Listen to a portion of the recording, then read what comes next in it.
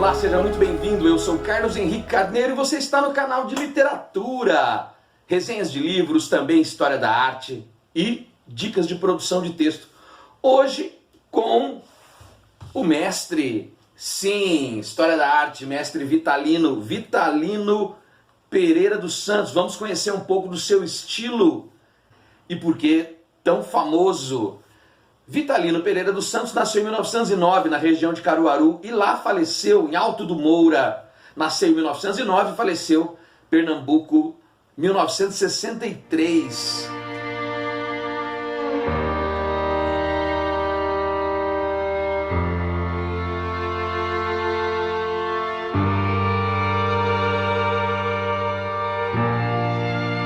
A história de Vitalino com o barro começa mais ou menos entre 8 e 9 anos de idade, com as sobras do barro que sua mãe usava para fazer louças, que também vendia.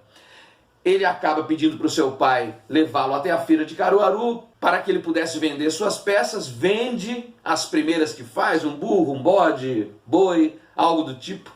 E passa então a produzir a rotina do nordestino de sua época, então 1920, 1921, já com um pouco mais de 10 anos de idade. Vitalino vai produzir até 1963, quando falece, o que? Basicamente, o cotidiano da vida rural nordestina, tratando de figuras como a do cangaço, também caçadores de onça, a vida urbana retratada em figuras como a do dentista, homens jogando braço de ferro.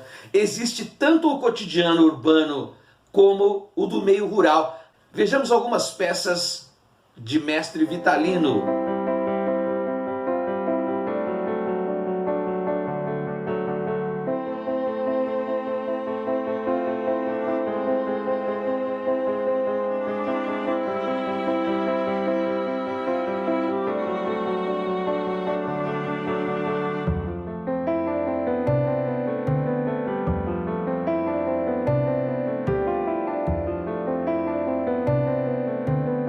Muito generoso, mestre Vitalino, e se deixava observar enquanto trabalhava.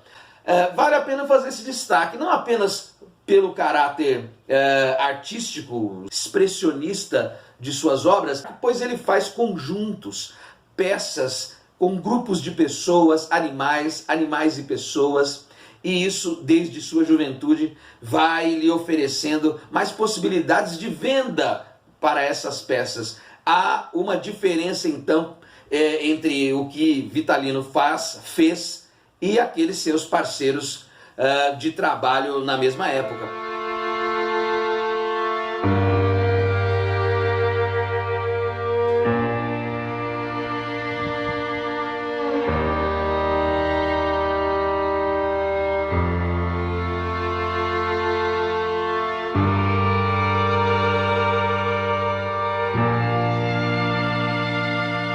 Estou aqui com um livro da Lélia Frota. Este mestre Vitalino é um livro da editora Publicação e Comunicações Limitada. O que chama atenção é o depoimento que Vitalino fez a René Ribeiro, um dos principais pesquisadores da vida de Vitalino. Ele disse o seguinte: mestre ceramista, cismado que só saguim criado no mato. Cresceu então o próprio Vitalino em Ribeira de Campos, na região então de Caruaru. Ele continua: eu, além de analfabeto, criei-me trancado vivo. Tá? O isolamento social na infância acabou permitindo que ele se dedicasse de modo bastante intenso a essa rotina da vida com o barro, a cerâmica, enfim. Apesar de ser um homem bastante devoto, bastante religioso, é interessante que quase nenhuma figura santa está entre as suas coleções. Ele que tem pelo menos 118 temas desenvolvidos ao longo da carreira.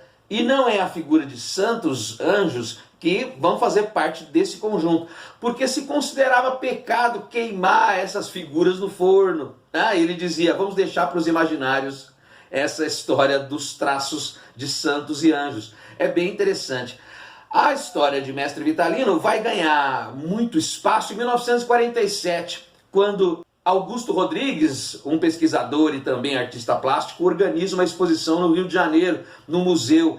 Uma exposição ligada à arte nordestina. E lá está o trabalho de Mestre Vitalino. A partir então de 1947, a obra de Vitalino ganha um espaço que vai se tornar histórico dentro da cultura chamada de cultura popular.